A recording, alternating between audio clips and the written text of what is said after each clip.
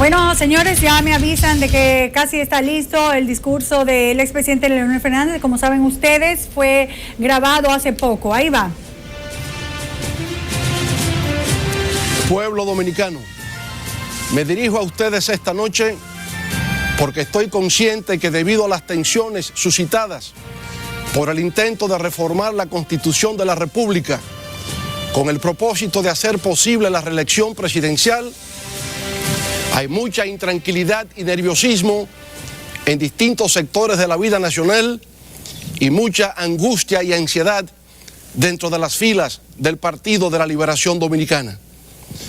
Lo primero que debo decir al respecto es que, contrario a la percepción que ha querido crearse, mi observación a la referida reforma constitucional no obedece al hecho de que sea un ambicioso, un mezquino o un obstinado que desafía todos los obstáculos, aunque las circunstancias supuestamente no le favorezcan. Nada más descabellado. Mi observación no obedece a razones tan innobles. Resulta más bien de una convicción, de valores y de principios que he sustentado con mi propia conducta o proceder a lo largo del tiempo, cuando requerido por la dinámica de los acontecimientos he tenido que adoptar decisiones sobre el particular. Por ejemplo, muchos recordarán que durante mi primera gestión de gobierno, allá por el 1998, el entonces presidente del Senado, amable Aristi Castro, del Partido Reformista Social Cristiano, me hizo pública la propuesta de reformar la Constitución de la República a los fines de hacer posible la reelección presidencial. El senador Aristi Castro incluso me visitó a mi casa para persuadirme de la necesidad de realizar la susodicha reforma. Al senador Aristi Castro le agradecí su gesto de confianza hacia mi persona, pero inmediatamente le expresé mi desacuerdo con su proyecto de reforma constitucional.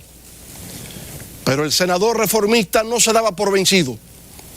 Poco tiempo después volvió, pero esta vez acompañado del doctor Donald Reed Cabral, quien también se sumó a la causa de la necesidad de la reforma del texto sustantivo de la nación. A ambos les reiteré mi negativa, pero había tal vehemencia y ardor en sus planteamientos que me pidieron visitar al doctor Joaquín Balaguer para escuchar directamente de sus labios el mensaje que me había estado transmitiendo. Visité a la legendaria figura de la política dominicana y hombre poseedor de una cultura enciclopédica en su residencia de la avenida Máximo Gómez, número 25.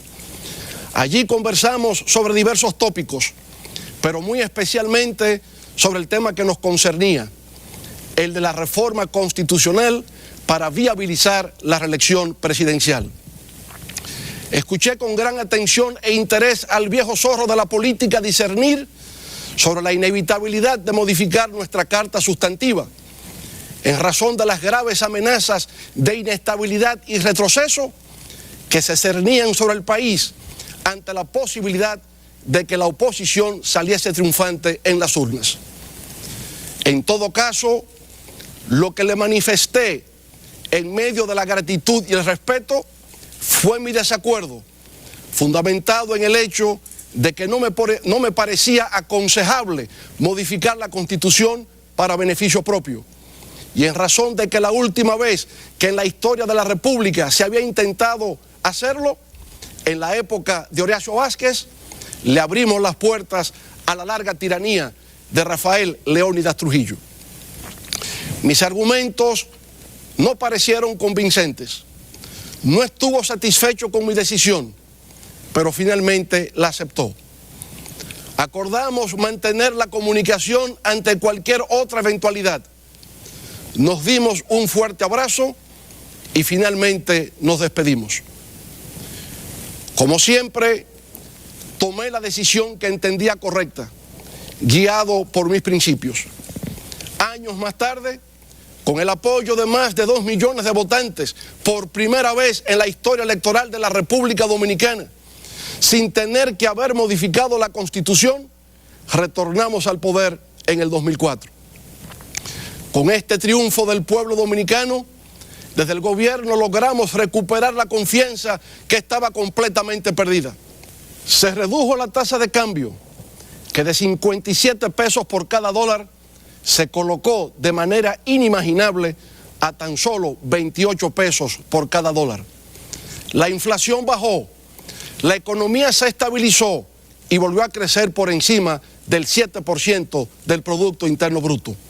Se generaron nuevos empleos, se aplicaron de manera activa y eficiente políticas sociales que hoy son ejemplo para toda la región y se disminuyó en forma significativa el nivel de pobreza. Como consecuencia de esos logros, obtuvimos nuevamente el respaldo mayoritario del electorado en los comicios de medio término del año 2006. En esa oportunidad conquistamos por vez primera como Partido de la Liberación Dominicana el mayor número de senadores, diputados y alcaldes en el espectro político nacional. Debido a esa resonante victoria, proclamé que la ruptura histórica experimentada con el golpe de Estado contra el gobierno del profesor Juan Bosch en el 1963 se había vuelto a reencontrar con el triunfo de las fuerzas PLDistas en el 2006. Entonces afirmé que el boschismo había vuelto a ser mayoría en la República Dominicana y que esa era la ocasión precisa para continuar la revolución democrática institucional que el líder y fundador de nuestro Partido de la Liberación Dominicana, profesor Juan Bosch, el más agudo pensador y analista político nacional, había iniciado desde sus luchas en el exilio y tras la muerte del dictador Rafael Leónidas Trujillo. En razón de que la Constitución fue modificada en el 2002 por mi antecesor, no tenía ningún impedimento constitucional ni legal para presentarme a un segundo mandato consecutivo en el año 2008.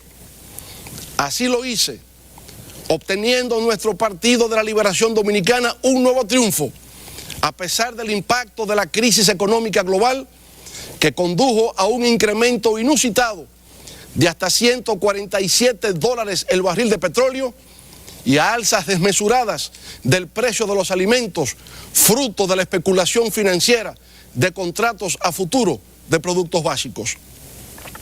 El 2010 fue memorable. En esa ocasión todo el mapa electoral de la República Dominicana fue teñido de morado.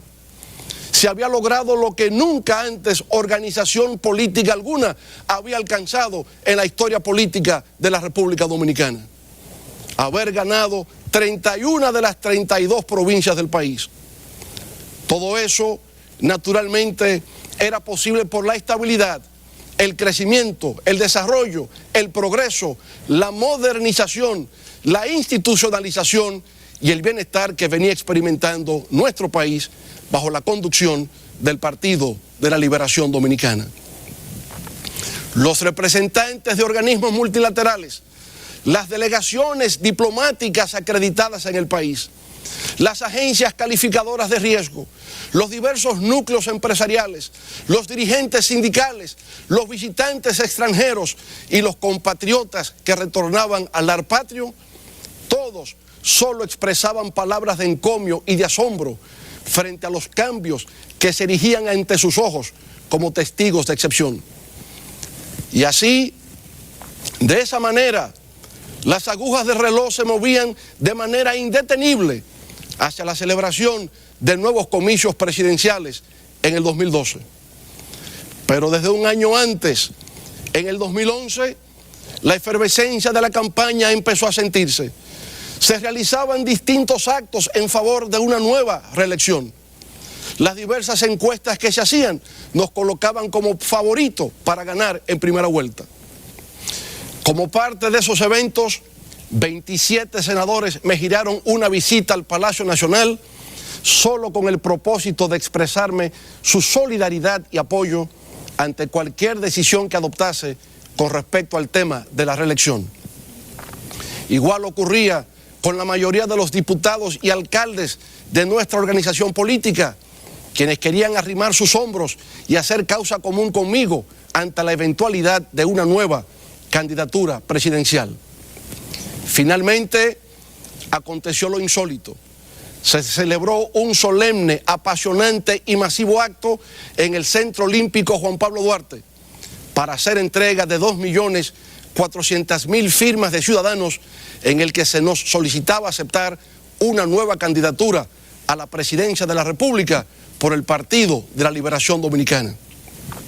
A pesar de todo el apoyo manifestado, de los grandes encuentros realizados y de todos los testimonios de respaldo, lo que hice fue pronunciar un discurso en el que expresé mi preocupación en el sentido de que si intentase responder positivamente a las peticiones de diversos sectores en favor de una nueva candidatura presidencial en el año 2012, se estaría reproduciendo una antigua y rechazada práctica histórica nacional de pretender perpetuarse en el poder.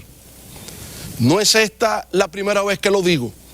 Eso lo expresé en el 2011, cuando tenía un respaldo abrumador dentro y fuera de nuestro partido y cuando todas las encuestas señalaban que ganaría en primera vuelta con porcentajes parecidos a los de elecciones anteriores.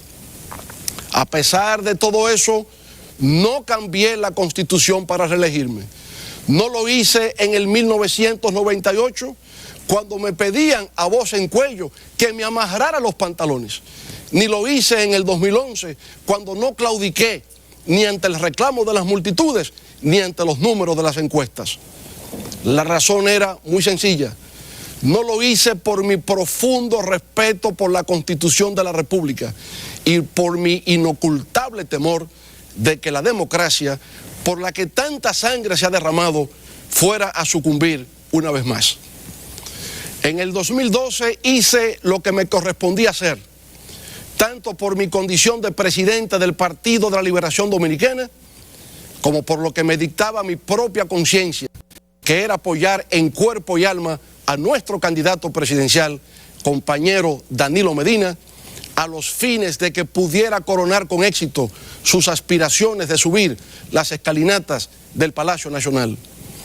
Nuestro candidato estaba 25 puntos por debajo en las encuestas, pero decidimos trabajar unidos, como corresponde siempre dentro del Partido de la Liberación Dominicana. Creamos 3 frentes de batalla, recorrimos todo el territorio nacional, concitamos una vez más el apoyo nacional y volvimos a ganar en primera vuelta.